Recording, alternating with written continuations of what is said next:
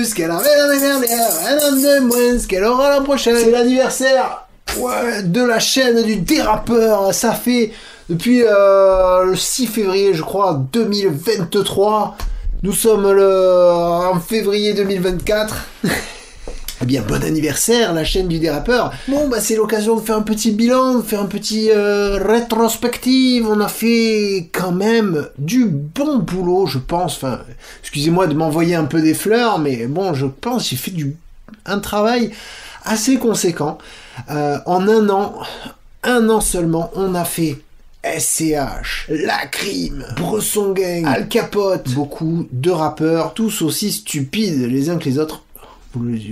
Là on est entre nous, c'est la chaîne, vous savez, là c'est la chaîne, c'est la vidéo un peu bilan, c'est pas la vidéo qui va faire beaucoup de vues, donc on est vraiment entre nous. Les haters du dérapeur, ils vont pas regarder cette vidéo, donc on peut se faire plaisir, on peut dire que les rappeurs, ils sont quand même loin dans la stupidité. Alors, on va rappeler le but de cette chaîne. Le but, c'est de déraper la société. C'est en fait d'attaquer l'idéologie du rap à la gorge, en fait. On la prend comme ça. Et puis, non, mais je rigole. J'ai des métaphores un peu violentes aujourd'hui. Faut que je me calme. Mais non, c'est attaquer l'idéologie du rap, mais pas avec le raisonnement, avec juste la logique, le bon sens, en fait. Parce que on est capable de comprendre des trucs juste en lisant. Juste lire, on lit les textes des rappeurs, on prend, voilà, il y a cette phrase, ok, ça veut dire quoi cette phrase, hein? Ok, on est là, oui, pourquoi? Qu'est-ce que tu as voulu dire par là? Parce qu'en même temps, cette phrase horrible que va dire tel ou tel rappeur, où il y aura une incitation à la mise à mort, ou ce genre de choses, elle est propagée quand même. La chanson sur laquelle il y a cette phrase, elle est sur plein de plateformes. Tous les jours, des gens écoutent de la musique sur ces plateformes. Tous les jours, il y a des gens qui écoutent ces musiques. Et quelque part, il y a, quand on dit le mal est fait, l'expression « Ah, le mal est fait, c'est trop tard » et tout. Non seulement c'est pas trop tard, mais en plus c'est tous les jours que le mal est en train d'être fait, tous les jours. Je sais pas comment je pourrais résumer la situation. En fait, imaginez que dans une soirée, voilà, on est là, on fait la fête, on boit des coups, on discute, tout ça. Et là, il y a un mec, il dit des trucs horribles, quoi. Ouais, pute, salope, je te tué, non, je t'ai gorgé.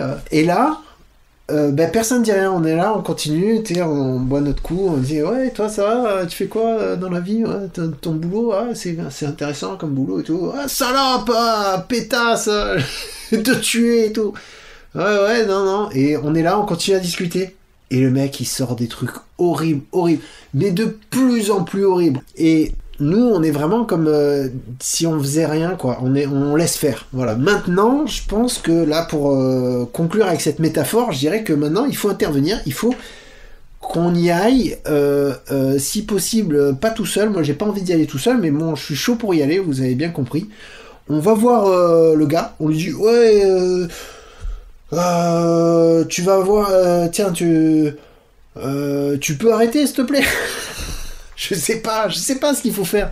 En fait, je ne sais pas ce qu'il faut faire. Il y a tellement de trucs à faire. Ça va être tellement long et profond et difficile à faire que, raison de plus pour s'y mettre maintenant. Il faut commencer à déconstruire la philosophie du rap. Il faut enlever un petit peu comme ça les espèces de concepts... c'est des concepts tout foireux, hein, qui sont là, c'est des espèces d'amalgames, de concepts, de haine, de trucs, de misogynie, de trucs vraiment débiles qui se sont durcifiés, qui se sont calcifiés comme ça, et qui petit à petit ont fait une structure mentale à la société, comme une égrégore, n'est-ce pas, un truc... quasiment matériel, en fait, c'est abstrait, mais c'est tellement prégnant, c'est tellement présent dans notre société que c'est quasiment visible, tellement c'est fort. Et bien ça, cette espèce d'égrégore qu'est le rap, et bien maintenant, il faut dire stop. Mais le rap, il va pas comprendre tout de suite. Et le rap, il a été habitué déjà à ce que personne dise stop. Le rap s'en fout du dérapeur. Et ça, bon, c'est pas grave. Pour l'instant, ça joue en ma faveur, parce que y a aucun rappeur qui sait que j'existe. Je pense qu'il y a aucun des rappeurs que j'ai critiqué qui est au courant ni qui a vu ma vidéo. Donc pour l'instant, ça me donne un avantage. J'ai un relatif anonymat avec le dérapeur, donc j'ai toute marge de manœuvre. Je peux dire ce que je veux et comme je le veux. Donc ça, c'est bien. Ça m'est précieux et j'essaie d'en profiter un maximum. Mais les choses évoluent rapidement. C'est-à-dire que la chaîne est en train d'évoluer rapidement. On a plus de 30 000 vues déjà, 700 abonnés, et ça monte tous les jours. Et il y a beaucoup de gens qui s'intéressent à ce que je fais, à mon travail de déconstruction de l'idéologie du rap. Et il y a plein de gens, en plus des gens super, qui me disent mais c'est vraiment hyper pertinent de faire ça, c'est de salubrité publique, il y en a besoin, c'est énorme, c'est d'utilité publique, ça c'est le terme qui revient souvent, c'est d'utilité publique quoi. Je suis d'utilité publique, enfin pas moi, mais voilà, mon projet de dérapeur. Moi, on s'en contrefout, hein. Vous avez bien compris que je parle jamais de moi et que ça n'a pas d'importance. Cela dit, ça n'a pas d'importance, mais j'ai quand même des paramètres qui sont importants à prendre en compte pour que je puisse continuer à travailler, c'est-à-dire ma sécurité, un relatif anonymat, quoi. Quelqu'un qui a vraiment envie de savoir qui je suis, va trouver mon nom, enfin bon, bref. C'est-à-dire que si la chaîne, à un moment donné, elle va passer un cap, et quand elle sera un peu plus visible, je pense que je vais avoir un peu des embrouilles, des emmerdes. Mais bon, pour l'instant, tout va bien. Donc voilà, ça fait 1 an, on va continuer. Vous imaginez tous les rappeurs qu'on n'a pas fait encore et qu'on va pouvoir faire, c'est énorme quoi.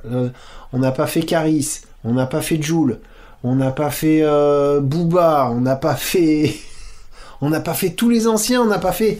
Parce que oui, j'ai l'intention de faire les anciens aussi. Je vais pas les laisser dans les bonnes pages de l'histoire du hip-hop là au show là, tu vois, les pionniers nanana. Non, on va se les faire. Ils sont de toute façon, par la force des choses, ils sont 10 fois moins pires que les actuels. Mais justement, il y a quand même des choses qui étaient dénonçables, qui auraient pu être dénoncées il y a 20 ans, il y a 25 ans, et qui ne l'ont pas été. Et justement, on va bientôt le faire. Oui, on va faire NTM, on va faire IAM, on va faire la Funky Family. C'est normal. Même si moi, ça fait partie de mon ADN, que j'ai grandi avec ces morceaux-là, avec cette musique, il n'y a pas de raison qu'on s'attarde pas sur certains de leurs textes pour en analyser les ressorts idéologiques problématiques. Et puis, on n'a pas fait Nekfeu aussi, on va se faire Nekfeu. On n'a pas fait Big Flo et Oli, ils ont fait un featuring avec Al Capote quand même. À partir du moment où t'as fait un featuring avec Al Capote, obligé, tu peux passer dans le dérapeur, parce que c'est vraiment grave.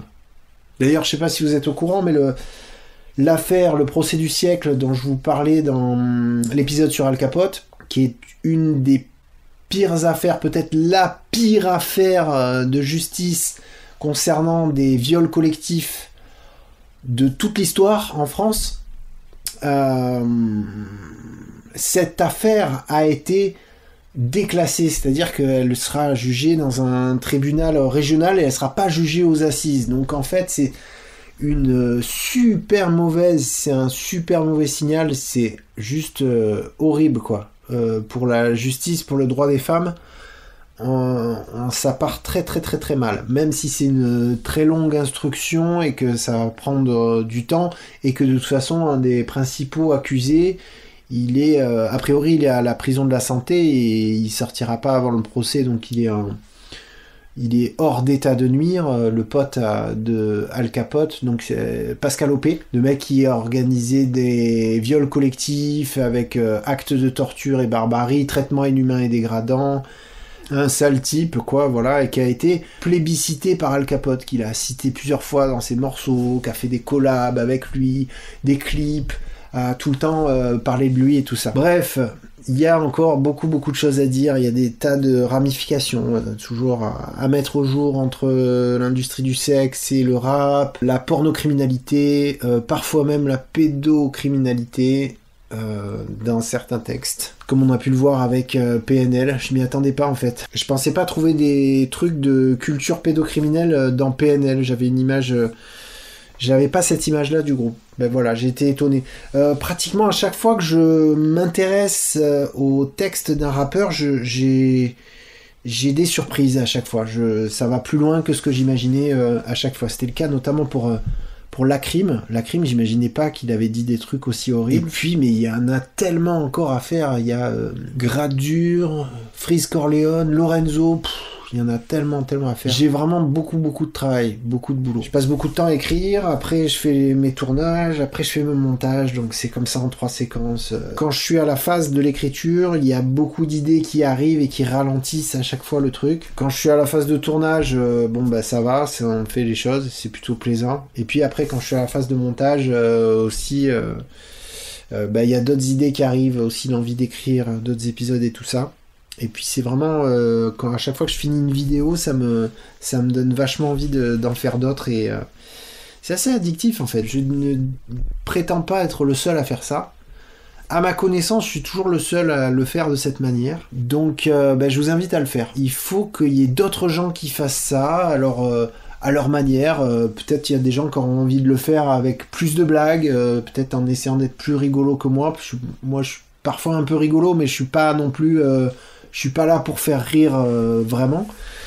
Et puis il y a peut-être des gens qui vont le faire plus sérieusement aussi, qui vont le faire ou chacun sa manière en fait, ou chacune aussi. J'invite en premier lieu les femmes à se mobiliser sur la question de la critique des textes de rap, parce que moi tout ce que je peux faire dans cette chaîne, dans ce projet, je le dois au travail des femmes. Donc en fait, moi, je mets tout mon vécu, mon expérience et ma façon de faire au service de la cause des femmes à travers ce projet de critique des textes de rap. On n'est pas obligé de laisser l'abject perdurer de longue.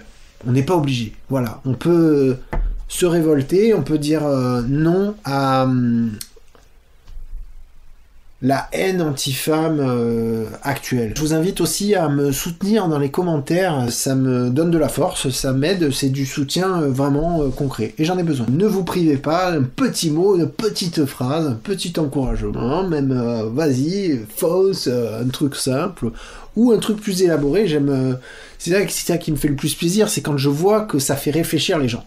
Moi j'ai envie de faire réfléchir les gens. Voilà. Je fais un peu des trucs de vieux quand même, hein, t'as vu avec mes mecs.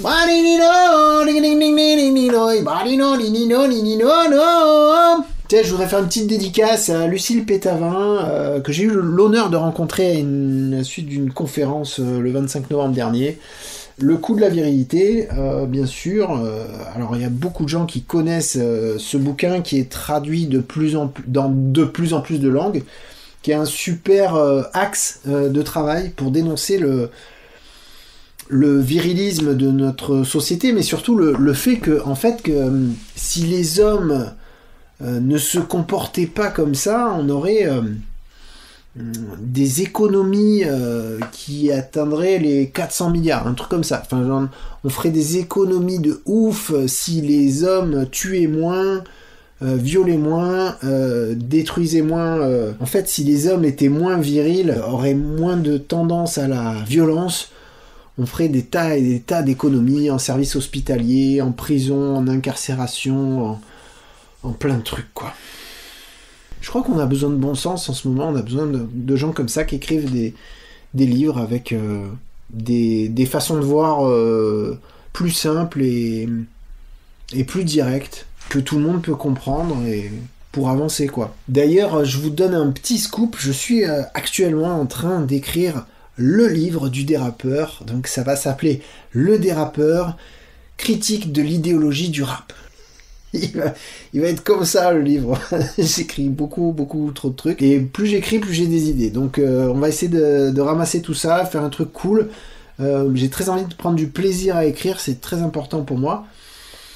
Et je pense que si je prends vraiment du plaisir à écrire, vous aurez du plaisir à le lire. Donc voilà, rendez-vous dans quelques mois, pas mal de mois quand même, pour un livre sur l'idéologie du rap.